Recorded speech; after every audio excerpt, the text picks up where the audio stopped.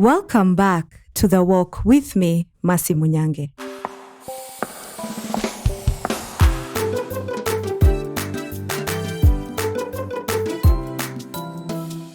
A Christian author by the name Sunday Adelaja said, "To live intentionally implies that it is not always going to be convenient, but it is what will take you to significance if you do not give up."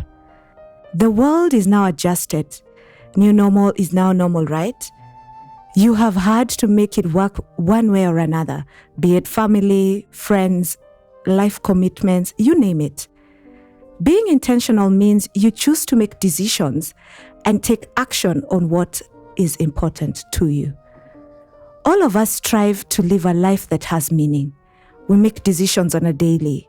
It's estimated that the average adult makes more than 35,000 decisions per day.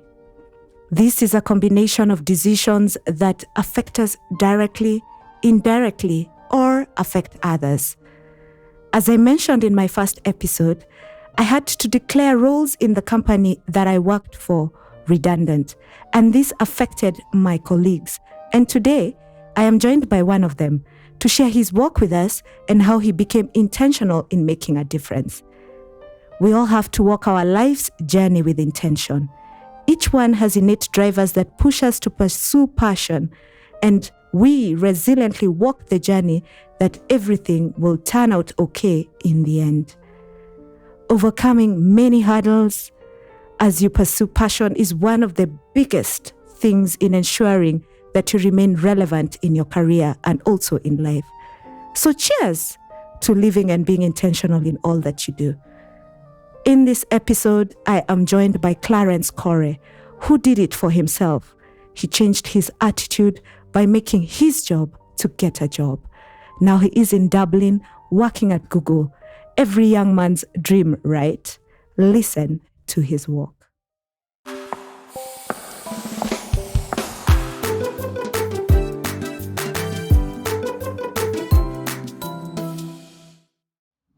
Thank you, Masi, for the welcome, and I'm happy to be on your podcast. Welcome to The Walk. Please tell us your name and what you do. My name is Clarence Kore, and I am a new business account manager at Google, based in Dublin. My role involves managing our Google Ads customers in Sub-Saharan Africa. Please give us a brief about your career journey this far. My career journey has been interesting, I'd say. So I've worked in startups my whole career, starting off at Mondoride as a sales intern. I joined an FMCG company selling alcohol door to door. And this was at a point where everyone around me had cars, so they could afford to visit customers all over Nairobi. I was on foot and I used matatus. And so I used to do it literally on foot. So I'd walk to Westlands, to Kikuyu, back to Westlands. I go to town, I go to Kilimani, and then at the end of the day, we were required to sign out. So after all this, you still need to go back to the office and sign out before going home. I also worked at M-Survey, which was my first software as a service sales job, which later rebranded to Ajua. I joined Fuzu after that, and then Sony System, and I found myself at Google. How did the pandemic in 2020 affect you? Yes, I was affected by the pandemic in ways no one could have imagined. So at the beginning of 2020, we were, and I'm sure you're familiar, because we're in the same team, we were doing a lot of ambitious things. And that was the quarter that we were supposed to put all of this into practice and launch. But then literally, I believe it was the same day or the same week, we were supposed to launch. And the government declared that everyone should work from home. And what this meant for us is our product was not going to launch. And it also meant the company had to restructure and save money. And my roles was one of those that were affected. And at that time, I was scared. I was filled with so much anxiety because I had just moved out from home. I had rent to pay. I had goals. I was thinking about my career. So I started 2020 really ambitious. And then this happened. So because of all of this, my role became redundant. And before you know it, I was jobless and house hunting. What resolve did you make to get yourself out of it and to where you are? Walk us through the journey. Because of pure grit and because of family, I was able to ideally just remember how far I'd come and how far I can still go despite this. And so when everyone was still adjusting, I decided to take advantage of all this restructuring and apply for jobs. So I made it my full-time job to just apply for work, DM people on LinkedIn, pitch myself, and I was lucky enough to get a job after about 2 months. And how did that process make you feel? And so how I felt at that time was fear. I felt a lot of fear. I felt a lot of uncertainty. I didn't know what was going to happen. I doubted myself. I even asked myself whether working is even worth it. I started questioning everything about what we believe is important: work, salary, offices, etc.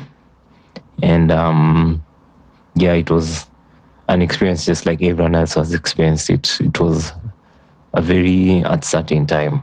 Please share with us some of the things you had to look out for during the redundancy process. Some of the things I had to look out for during the redundancy process was, of course, the dues you're owed. And so despite a company declaring your role redundant, there's still some duties and dues that are owed to you by virtue of being an employee. There's also rights that every individual who is declared redundant or whichever role is declared redundant, there are certain rights that are owed to them. For example, severance pay, which is something I did not know about. The role itself, the role that is declared redundant, cannot be advertised again. And if it is, it's within the law to recall you, or basically the role that was declared redundant can't be re-advertised tomorrow because it means the role was not redundant in the first place. So some of these things you just learn when you're going through the process, but I'd encourage anyone who is going through it, read the law, just go do a quick Google search on the rights of an employee declared redundant, and hold your company and your employers accountable. So how did your family and friends react? What did they say to you? My family and friends during this whole process were extremely supportive. When I was told about this, I remember first person I called was my brother and my father. And it was only because of them that I was able to, rather than wallow in self-pity and blame myself or blame other people, I was able to take control and tell myself, okay, this has happened, it has happened, it's life. You have to move on. You have to plan the next move. Whether that was moving back home, saving the money I would pay on rent to look for a job, or whether that was dedicating the next 2 months to applying for a job. These choices were made because I was able to talk to my family. And this really helped me overcome the whole process, because knowing that I have people and friends out there to support me, it puts everything into perspective. Things are not as bad as they seem they are. And I was able to take this mentality into the job search. So rather than being scared or desperate, I was able to be a lot calmer. And my messages to people on LinkedIn and the jobs I was applying to were a bit more well thought through. So I was able to stand out from the crowd. So this really helped. What did you do during the time you had no job? And how did you handle your life at that time? What I did during the time I had no job, and I think I've touched on it before, the biggest thing and the biggest change and way I handled it was, rather than, again, wallowing in self-pity, blaming yourself, I realized that at the end of the day, you still have one life and you still have yourself. So do you want to be that person who gave up, or do you want to be that person who fought through it and emerged successful? And I knew where I wanted to be. And so one of the things I did during that time I had no job, I told myself my job is finding another job. And so I'd wake up every day, make a plan of companies I want to apply to, who are their HR people, what are their emails, what are their phone numbers, and I would email each and every one of these people.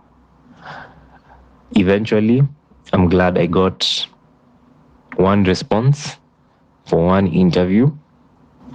And when I found out that I had the chance to interview them, I said, this is my chance. And I gave it my everything during the interview process. And remember, this is all happening when people are in lockdown. People are still scared, but you don't have time to be scared if you are in the situation that we are in. So I had to just kill that interview and made sure that these people want to hire me. That was the biggest thing. The impact of all of this was I was just able to stand out at a time where people did not even think about applying for jobs. I was the only person, I think, just sending emails to everyone, and I think it caught people's eyes, and it really helped, and I got the job. How did it affect you, and how did you overcome it? The resolve I made to get myself out of all this, again, I think I've touched on it, but it was just, don't blame yourself, don't blame anyone, take control of your life and go through it. Wake up every day knowing that despite everything that has happened, you are still in control. You should always do what is in your control. And what was in my control was how many jobs I applied to, how many people I talked to, how many calls I made, my attitude, how I related to my family, and all of this really helped. So what does it mean to be intentional? Being intentional is kind of the message for all these things. And to me, it means taking control.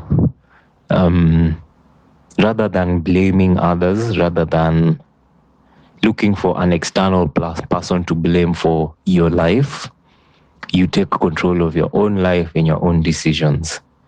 For me, it was taking control of my career and ensuring that I still get where I want to be. But this can apply to all areas of life. It could be fitness. Rather than blame people walking around for your lack of running, blame yourself for not being or not wanting to go do it. you have to be intentional about everything you do, because if you're not intentional, you're putting control in other people and you will never move. You will not go anywhere by doing that. So intentionality is easily the most important thing, at least us young people should do. We focus too much on things that don't matter, and we spend our energies on things that do not serve us.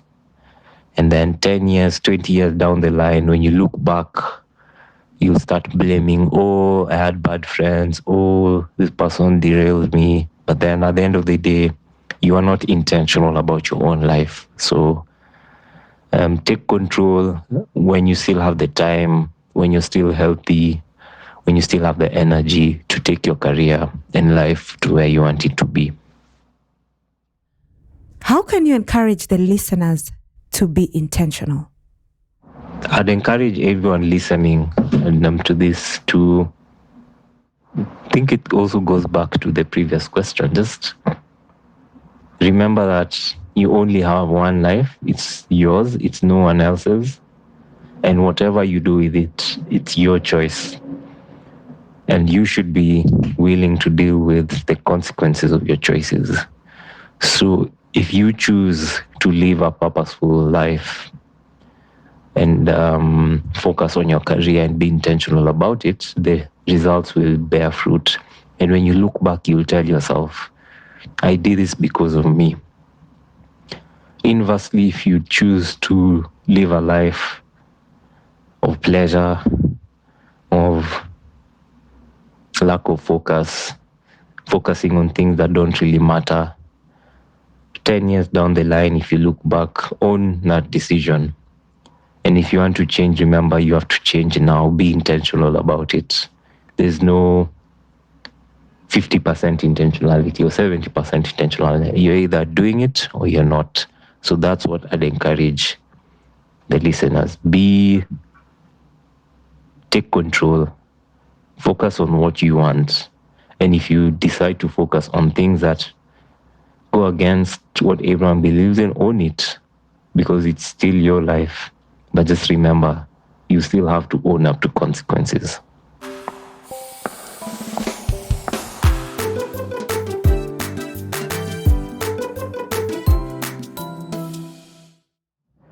So right now in my career,